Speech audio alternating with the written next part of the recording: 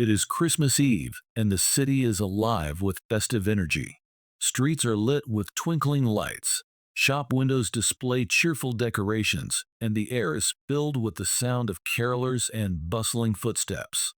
People are out enjoying the holiday spirit, some carrying bags of last-minute gifts, others sipping hot chocolate from nearby vendors. Amid the festive crowd, a man walks calmly along the sidewalk. He is dressed casually, blending in with the busy crowd. His expression is composed, his movements deliberate. What sets him apart is not obvious at first glance, but there is a quiet confidence in his stride.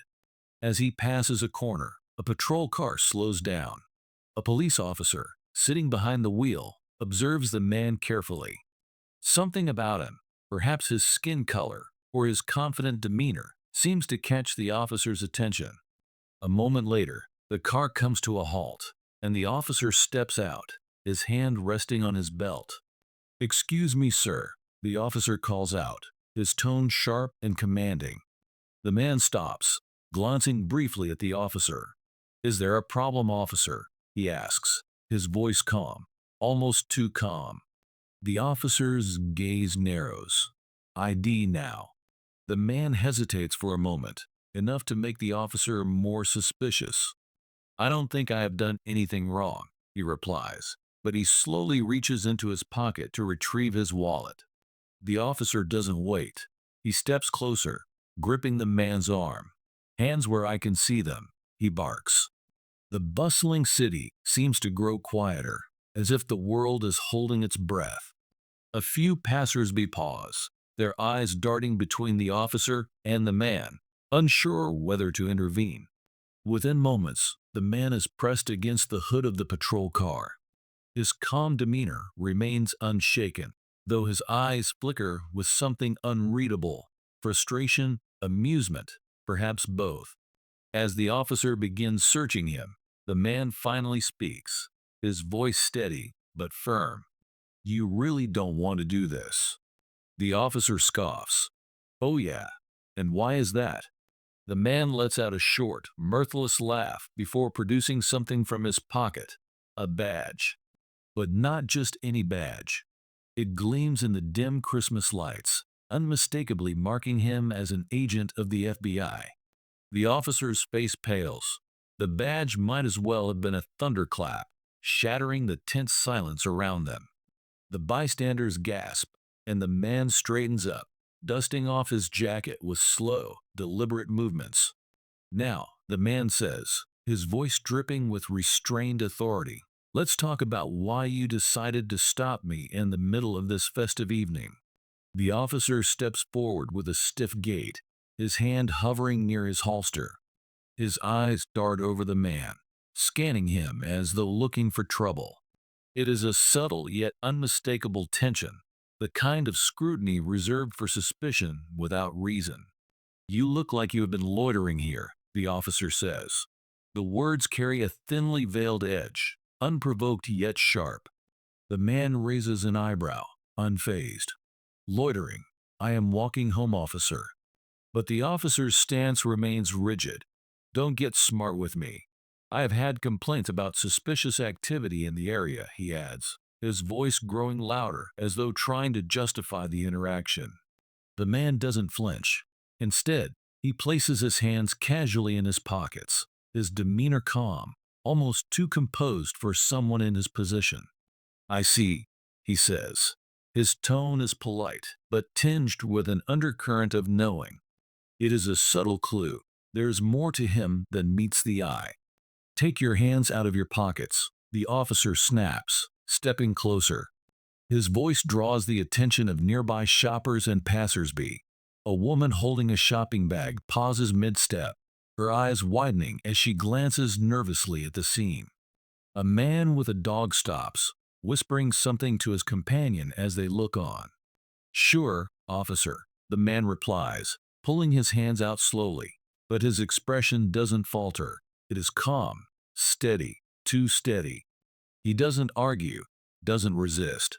Yet there is something about his confidence, the way he stands his ground, that feels out of place. The officer, however, seems oblivious. His assumptions blind him to the signs. Turn around. Hands on the car, he orders, already reaching for the man's arm. As the man complies, placing his hands on the hood of the patrol car, his voice remains level. Are you sure this is the route you want to take? He asks, glancing over his shoulder. It is not a plea. It is a warning wrapped in politeness. The officer tightens his grip on the man's arm, not picking up on the subtle shift in tone. I'll decide what route to take, he snaps back. The bystanders begin murmuring amongst themselves. What is going on? A teenager asks his friend. Why is he arresting that guy?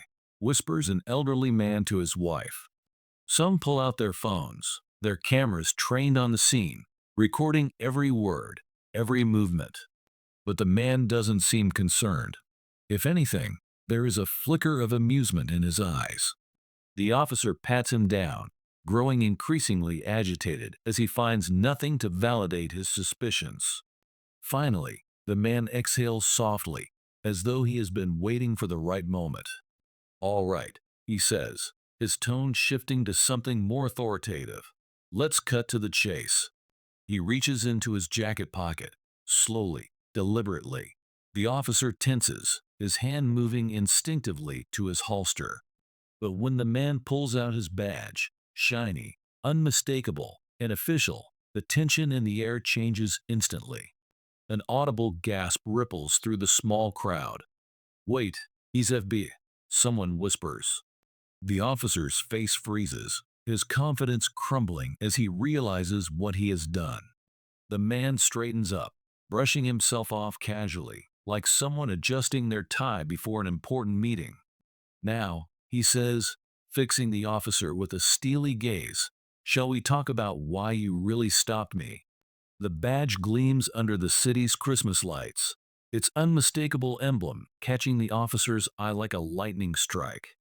For a second, the officer stands frozen, his outstretched hand hovering in midair, his brain working furiously to process what he is looking at. The gold shield isn't just a badge, it is a declaration of authority, one far greater than his own. The man, still holding the badge, tilts his head slightly, watching the officer's reaction. His expression remains calm, but there is a quiet intensity in his eyes, a silent acknowledgement that the balance of power has shifted. Take a good look, he says, his voice steady, measured, almost too composed for someone who was just forcibly detained. The officer stammers, his bravado collapsing like a house of cards. I didn't realize. His words stumble over themselves, his voice now carrying an edge of panic. He takes a step back, his earlier aggression replaced by uncertainty. You didn't realize, the man repeats, his tone sharp yet professional. He tucks the badge back into his pocket with deliberate precision. Let me help you realize something now. You just detained a federal agent. The officer's face turns pale, his jaw tightening as he scrambles for an explanation. I was just doing my job, he says weakly, his confidence unraveling further. The crowd that had gathered is no longer whispering. They are watching in stunned silence, their phones still recording every second. The man straightens his jacket, his movements controlled, almost rehearsed. He doesn't raise his voice or let his emotions show. Doing your job, he repeats, his words cutting through the air like a blade. Tell me, officer, was I doing anything suspicious, or did you stop me because I didn't fit into your idea of who should be walking down the street? The officer opens his mouth, but no words come out. His gaze flickers between the agent and the crowd, his mind scrambling for a way to salvage the situation. I'll tell you what we're going to do, the man continues, his voice calm but firm. We will start with you calling your superior, right now. Then we will talk about the protocols you skipped, the assumptions you made, and the rights you just violated. The officer fumbles for his radio, his hands shaking as he struggles to maintain composure. The man watches him, his expression unreadable, To the bystanders, he looks like a man who has been through this before, a man who knows the system, its flaws, and its consequences. But there is no gloating in his demeanor, no sign of triumph. Instead, there is a quiet professionalism, a determination to handle the situation without letting anger take control. As the officer radios for his superior, the man steps aside, folding his arms and glancing at the crowd. The crowd murmurs in agreement, their phones still raised. The officer looks increasingly cornered, his earlier authority now a distant memory. The man waits patiently, his calm presence a stark contrast to the chaos unfolding around him. The incident didn't end on that street corner. The moment the man revealed his badge, it set off a chain of events that would soon grab national headlines. As the officer's superior arrived at the scene, it became clear this wasn't something that could be quietly brushed under the rug.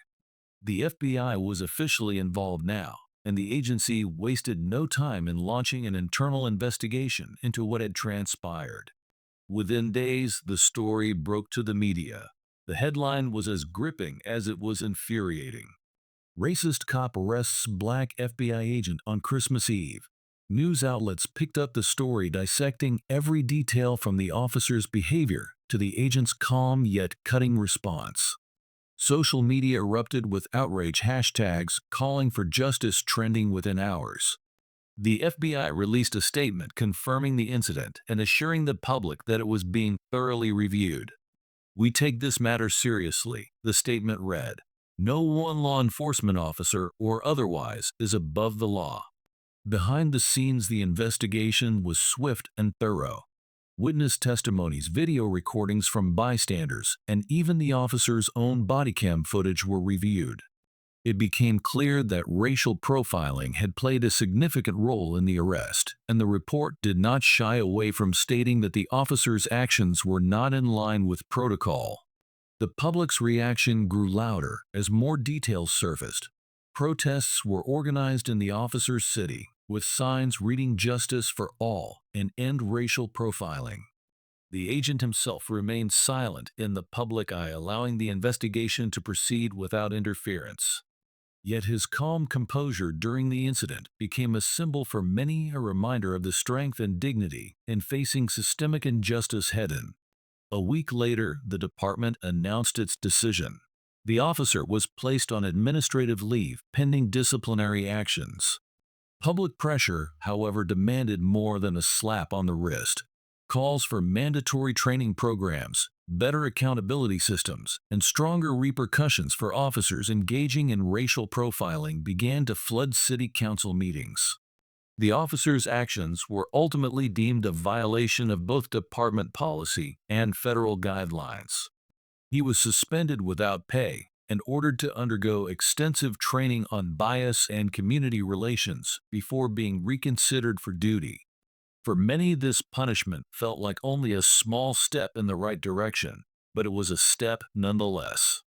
The FBI agent, true to his nature, chose not to publicly gloat or condemn.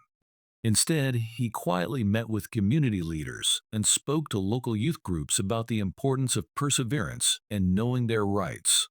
His actions both during and after the incident became a story of resilience and professionalism, a stark contrast to the prejudice he had faced that day.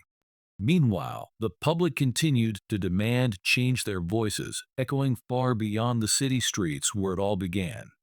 The incident wasn't just about one cop or one man.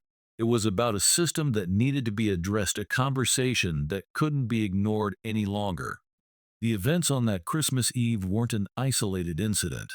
They were a mirror reflecting a deeper issue: racial profiling and systemic racism within law enforcement. Stories like this one, where someone is judged not for their actions, but for the color of their skin, are far too common. They reveal a troubling truth about how bias, conscious or not, influences the decisions of those sworn to protect and serve. Statistics tell the story. A study by the Stanford Open Policing Project analyzed over 200 million traffic stops across the United States. The findings were stark. Black drivers were 20% more likely to be stopped than white drivers, and once stopped, they were nearly twice as likely to be searched, despite white drivers being more likely to have contraband.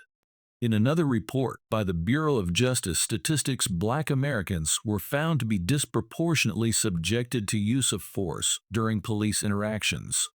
Despite making up roughly 13% of the U.S. population, they accounted for over 30% of police-involved shootings.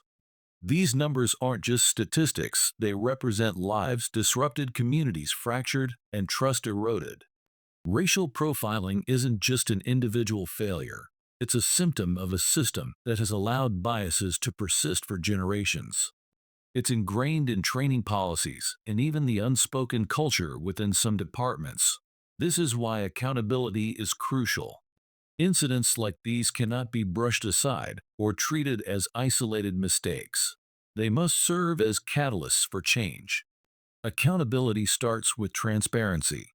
Body cameras, independent investigations, and public access to police records are steps in the right direction. But they are not enough on their own. Training plays a critical role in dismantling systemic bias. Officers must be educated not just on laws and procedures, but on the impact of their actions, how racial bias, even unintended, can escalate a situation and destroy public trust. Implicit bias training, while controversial in its effectiveness, is a necessary starting point. Departments also need to focus on community-based policing, building relationships with the neighborhoods they serve, rather than policing through fear or intimidation. But perhaps most importantly, leadership must set the tone. Police chiefs, mayors, and other officials must enforce zero-tolerance policies for racial discrimination, ensuring that officers are held accountable for their actions. Change begins at the top and ripples downward. The Christmas Eve incident was a glaring reminder that systemic issues require systemic solutions. It's not just about removing one bad officer, it's about addressing the system that allowed such behavior to go unchecked.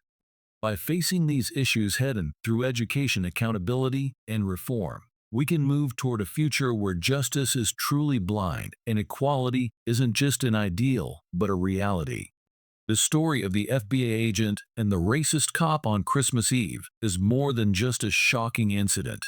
It's a stark reminder of the challenges we face as a society.